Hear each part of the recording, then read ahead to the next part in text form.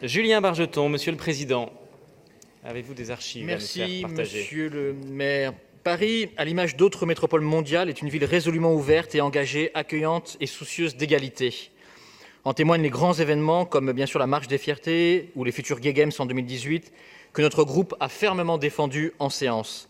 En témoigne aussi une culture LGBT très dynamique, notamment en ce qui concerne la fameuse vie nocturne et les festivals. Une belle exposition en témoigne d'ailleurs sur les nuits parisiennes.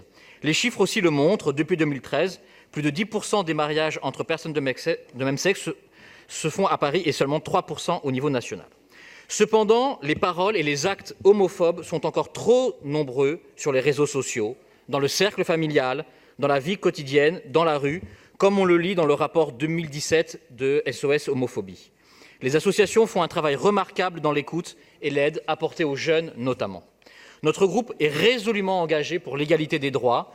Cette égalité doit cependant s'accompagner d'un devoir de mémoire primordial pour changer les mentalités et soutenir les personnes LGBT dont l'histoire doit être racontée et intégrée dans notre société. Un lieu de mémoire et de préservation des documents historiques est indispensable.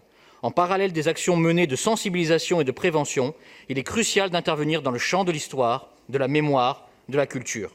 C'est d'ailleurs ce qu'entreprend le groupe d'épée qui, depuis sa création, a voulu qu'au sein de l'espace public, la mémoire des personnes liées à la réussite, à la diversité et qui ont participé à enrichir notre histoire soit honorée.